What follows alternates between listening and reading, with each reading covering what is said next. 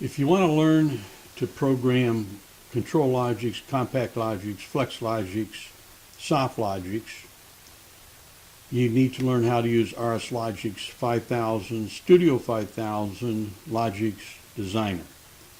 Those are really one software. RSLogix5000, we think of that as up through version 20, release 20 of firmware and software.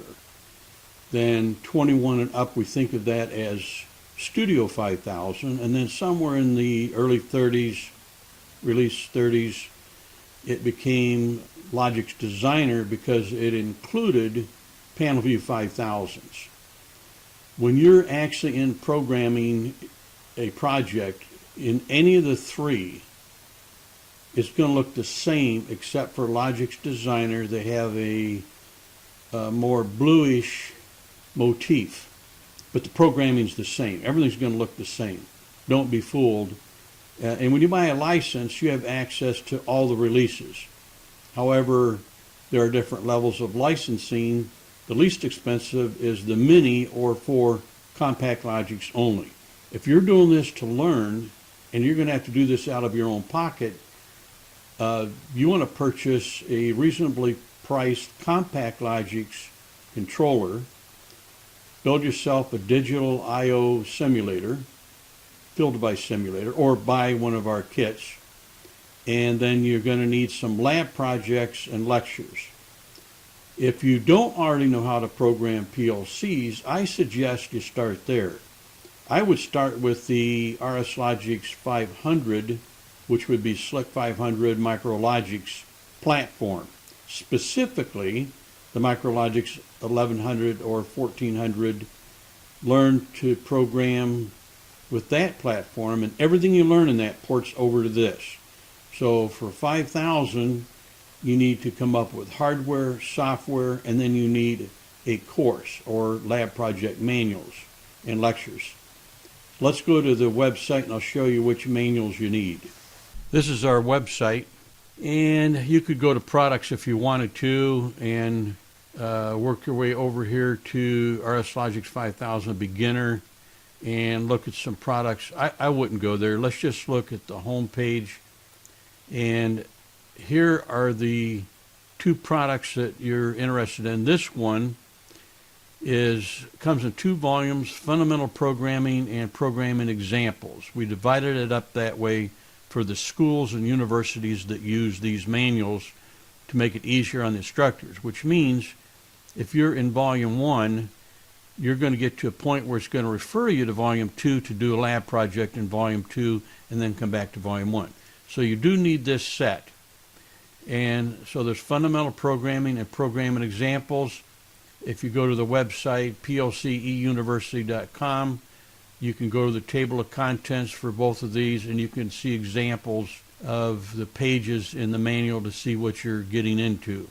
Also, there is a advanced discussions and lab projects. This is where we put everything that wouldn't fit in the first 2, including some things that aren't really complicated, they just don't fit in the basics. Motion control is in the advanced discussions, I believe analog, and a number of other subjects. But you see it's 312 pages, so there is quite a bit in this. You can go to the website, you can open up the table of contents here and look to see what's in it. You can see some images explaining tasks, programs, etc.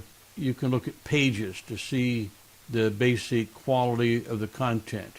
Then if you go to our YouTube channel and go to playlist, so you can see the individual playlist, you're looking for these 2 right here at the top, RSLogix5000, Studio5000. There's 46 videos, and then that's for the red and black manuals. And then there's 30 videos for the green and black manual, the advanced discussions. I'll just warn you up front that these are not necessarily in the exact same sequence as the projects in the manual, because we occasionally move them around to improve the manual. And we're not going to go back and change the sequence and numbering on all of these individual lectures and videos in the system. So You have everything between the YouTube channel, and the one thing I did not mention was you do have a playlist, Basic Electricity, 2 videos to make sure that you understand electricity and magnetism. Then you've got basic PLC lectures. You have 31 lectures for the orange and black manuals. That's to learn ladder logic diagram programming using a simpler platform, much less expensive. And I did tell you that's where you should start. But you're here now, you want to learn 5000. These are the 2 groups of videos that you want to watch. And of course, we're going to assume that you already know all the basic stuff. So if you don't, you're going to have to delve into some of these other playlists down towards the bottom of the page.